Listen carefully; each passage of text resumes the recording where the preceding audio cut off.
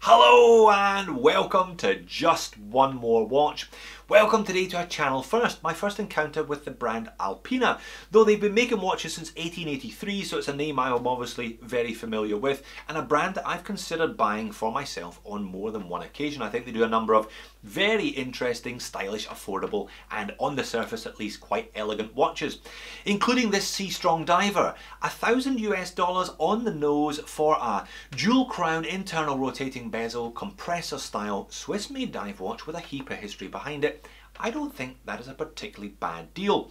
Big shout out to good friend and firm supporter of the channel, Ashley. Ashley's over in Melbourne and he has posted me a number of his own personal collection watches for review, but I'm not sure if he'll be posting me another one for the foreseeable future because I've given a few of his watches a bit of a kicking, most notably recently the Timex M79, the all hype and no substance. And I'm going to do the same with this one. You have, I'm sure, heard of the expression good from afar but far from good. That pretty much sums up my thoughts about this Seastrong. On the surface it is a gorgeous, elegant, refined design, but if you look at it closely you're like, what the f did they do that for? Let's flip the camera and find out what I'm on about.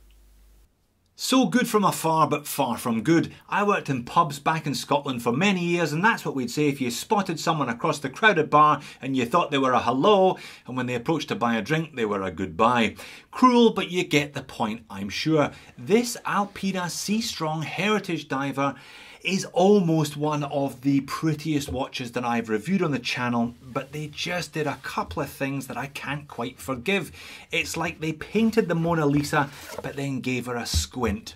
You'll see what I mean, I'm sure. But I think pretty good value. $980 on GNOMON, that's where Ashley bought his from. I'll leave a link to that one in the description of the video. I believe this cream dial is sold out, but they still have the other dial variant in stock. Nicely packaged, as you saw, inner, outer, couple of years warranty with these ones, and a really attractive looking watch on the surface. Now they call it 42, I measure it at 41.5 diameter, just over 12mm thick, 50mm lug to lug, but look at that downward curve from the vintage style lugs. It's slim. Some of that 12mm is taken up by the box dome sapphire crystal here as well. It actually wears really, really nicely. 21mm lug width, which we'll be featuring in the Moans and Niggles section. On the supplied rubber strap, it's a decent rubber strap here, I'll show you that later on. Bit of a taper down to about 17.5. This one weighs in at bang on 100 grams. 3-piece 316L stainless steel case. Nice fine brushing to the mid case. We've got a high polish transition, high polish on the fixed bezel and a screw down case back. 300 meters of water resistance, which is not bad for this heritage style. My own Oris 65 diver has a mere 100 meters by comparison, and this is very much of that vein. It's Alpina homaging themselves. I'll pop up the A10, which this is based on, a bit later on as well. Screw down case back there, nice embossed design with the Alpina trident, vintage script and those 3 mountain peaks which they've been using as part of their logo design for the best part of a century. Now the movement behind that attractive case back is an Alpina AL525, which is nothing of the kind. It's a Solita 200 that they've customised with an Alpina rotor, and apparently there's a bit of decoration on there as well. 26 joule hacking and hand winding high beat. 28,800 vibrations per hour, Swiss made automatic. Great choice of movement, kind of the standard setter, along with the ETA 2824 is the same movement that Oris use in the 65, so there's another parallel for you. This one's a couple of years old as discussed, but it's still running within tolerances, nothing too alarming there and nothing that couldn't be remedied with a quick adjustment. But let's get back to the dial because the dial is gorgeous. Cream center in this one, black inner rotating bezel. They also do a dark blue, but the cream was the one that always caught my eye. Definitely on the dressier side here, definitely dressier than the Oris 65 in any of its guises. Stick indices, baton indices, singles all the way around, doubles at the 3, the 6 and the 9, and the Alpina triangle there with the circular cutout at the 12. None of these indexes are loomed though. For the loom you're relying on the inner rotating bezel and the hands. I'll work in the loom video here. The loom is a little bit disappointing as it is on the Oris 65 as well, so I can't criticise it too badly. C3, a reasonable amount on the hands, but because they don't loom those individual indices, it all fades a little too quickly. Once again confirming that even though it does have a 300 meter water Chapter rating. This is a dressier diver. It's definitely for suit and tie Monday to Friday use, as well as the occasional foray into the sea or the pool at the weekend. So dual crown, the top one operates that inner rotating bezel, opens with a bit of a pop, and there you can adjust as you would normally do a dive style. You can therefore have it counting down or counting up, so a bit of extra practicality, and the whole watch becomes slimmer, more elegant, definitely better suited to slipping under a cuff because it doesn't have that protruding sharp-edged by necessity bezel. Now the second crown down here, it operates the movement. One pop, roll it forward for hand wind, pull it out to the first position and you can adjust the date. Pull it out to the second position, movement will hack, and then you can adjust the time. All pretty standard stuff. And on wrist, it feels great. 50mm lug to lug might normally be a bit big for me. I've got a 7-inch wrist for your reference, but this one wears a treat. A decent rubber strap is a great thing on a watch. Now, maybe a bit hot and sweaty in the summer if you live somewhere warm like I do, but for a winter watch and all-round general versatility, it does mean that you can take this one to the office and then into the pool at the end of the day without changing straps or changing the watch. Very, very nice. 12mm thick, no protrusion from the case back, sits very comfortably. That's the proper overhead shot, not the most supremely legible watch in the world. I've talked about this before. Silver hands on a cream dial, pale dial doesn't really do the watch any favours. Also the handset maybe just a bit small. Minute hand's alright with that prominent arrow on the end.